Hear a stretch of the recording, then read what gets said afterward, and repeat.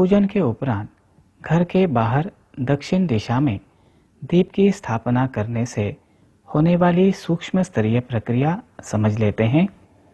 सनातन की साधिका श्रीमती अंजलि गाडगिल जी द्वारा बनाए इस सूक्ष्म चित्र द्वारा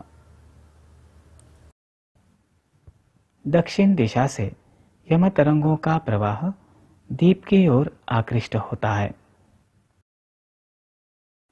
यम तरंगों का यह प्रवाह दीप के चारों ओर वलयांकित रूप में फैलता है।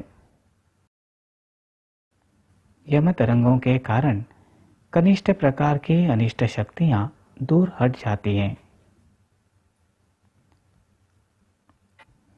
यम दीपदान करने के संदर्भ में सनातन आश्रम पनवेल के संत परम पूज्य परशुराम पांडे महाराज जी बताते हैं, यम मृत्यु एवं धर्म के देवता हैं। हमें सतत भान होना आवश्यक है कि प्रत्येक मनुष्य की मृत्यु निश्चित है। ऐसे भान से मनुष्य के हाथों कभी बुरा कर्म अथवा धन का अपव्यय नहीं होता। यमदेव के लिए दीपदान कर कहें कि हे यमदेव, इस दीप समान हम सतर्क हैं, जागरूक हैं।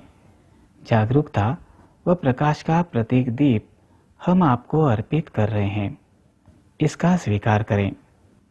परम पूज्य पांडे महाराज जी द्वारा बताए अनुसार मृत्यु का भान सदैव रखकर हम जीवन बिताएंगे तो हमसे अवश्य ही धर्म पालन होगा।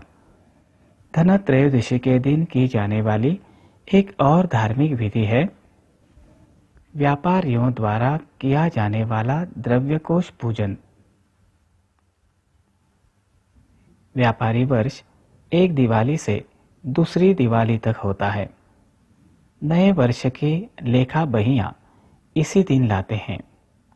कुछ स्थानों पर इस दिन व्यापारी द्रव्य कोष का अर्थात तिजोरी का पूजन करते हैं।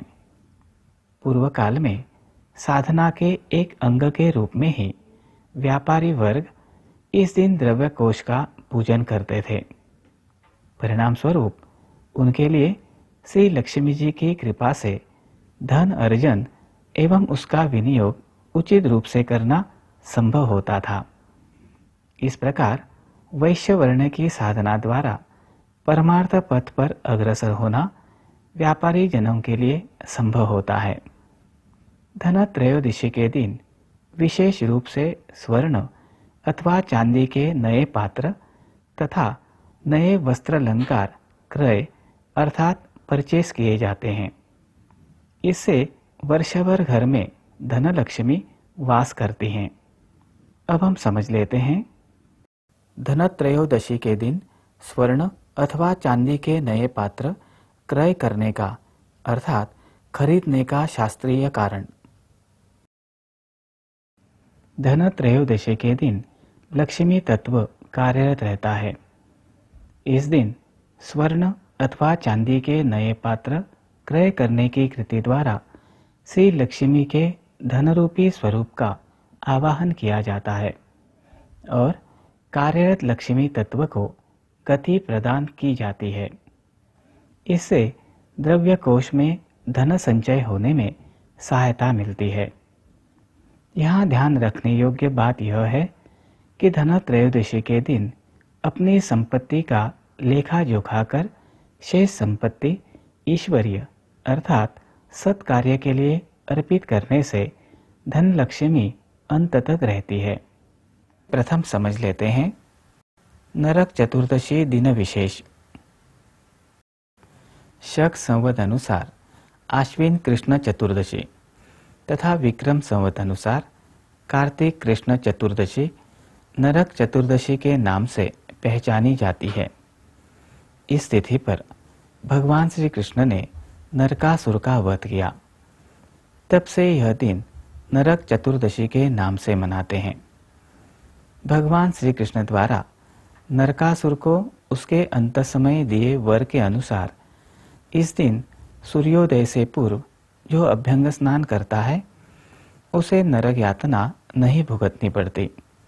अभ्यंग स्नान अर्थात सुगंधित तेल एवं उपटन लगाकर किया गया स्नान।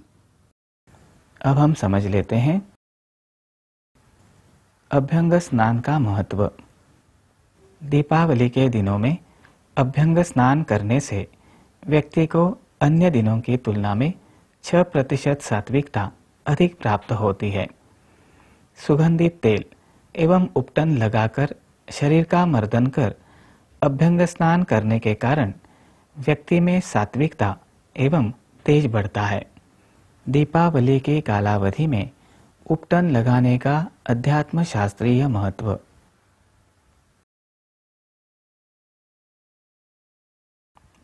दीपावली की कालावधि उपटन के उपयोग हेतु अधिक पोषक है। उपटन का उपयोग करने से पूर्व उसमें सुगंधित तेल मिलाया जाता है। दीपावली की कालावधि में ब्रह्मांड से आप, तेज एवं वायु युक्त चैतन्य प्रवाहों का पृथ्वी पर आगमन अधिक मात्रा में होता है। इसलिए वातावरण में देवताओं के तत्व की मात्रा भी अधिक होती है। इस कालावधि में देह पर उपटन लगाकर उसके घटकों द्वारा देह की चैतन्य ग्रहण करने की संवेदनशीलता बढ़ाई जाती है। इसलिए देवताओं के तत्व के चैतन्य प्रवाह व्यक्ति के देह में संक्रमित होते हैं, जिससे व्यक्ति को अधिकाधिक मात्रा में चैतन्य की प्राप्ति होती है। अब हम समझ लेते हैं उपटन में सुगंधित तेल मिलाने का कारण। सुगंधित तेल के सूक्ष्म गुणधर्म समझने हेतु देखते हैं ईश्वरीय ज्ञान प्राप्तकर्ता सनातन के साधक श्री निषाद देशमुख जी को प्राप्त ईश्वरीय ज्ञान पर आधारित सूक्ष्म चित्र द्वारा। सुगंधित तेल में वायुमंडल में प्रवाहित ईश्वर की गंधानुगामी मारक एवं तारक तरंगे आकृष्ट करने की क्षमता अधिक होती है। ये तरंगे चैतन्यमय एवं आपमय होती हैं।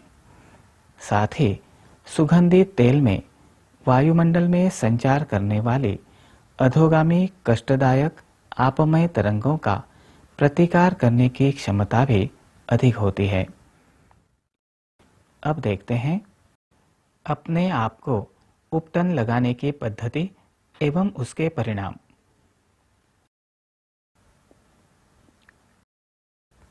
उपटन रजोगुणी एवं तेज तत्व से संबंधित है। यहाँ शरीर के विभिन्न स्थानों पर उपटन लगाने की पद्धति उस स्थान की रिक्तियों में विद्यमान कष्टदायक वायु की गति को ध्यान में रखते हुए बताई गई है। शरीर पर दक्षिणावर्त अर्थात घड़ी के कांटों की दिशा में उपटन लगाना चाहिए। ध्यान रहे कि हाथों की उंगलियों के अग्रभाग का शरीर को स्पर्श हो तथा कुछ दबाव भी पड़े। इसमें हम शरीर के एक एक भाग पर उपटन लगाने की पद्धति समझ लेंगे। प्रथम देखते हैं। अब देखते हैं 1. भाल प्रदेश। तर्जनी, मध्यमा एवं अनामिका इन 3 उंगलियों से भाल प्रदेश पर अपनी बाईं ओर से दाईं ओर भस्म समान उपटन लगाएं। उपटन लगाने हेतु दाईं ओर से बाईं ओर विपरीत दिशा में उंगलियां न फेरें। उल्टी दिशा में उंगलियां फेरने से कष्टदायक स्पंदनों की निर्मित होती है। भाल प्रदेश की रिक्ति में एकत्रित हुई कष्टदायक स्पंदनों की गति बाईं ओर से दाईं ओर होती है। उसी दिशा में उपटन लगाने से ये कष्टदायक स्पंदन कार्यरत होते हैं और उपटन द्वारा उनका विघटन होता है। 2. भाल प्रदेश के दोनों ओर भौं के बाहरी सिरों के पास। भाल प्रदेश के दोनों ओर भौं के बाहरी सिरों के पास उंगलियों के अग्रभाग रख आगे पीछे उंगलियां घुमाएं।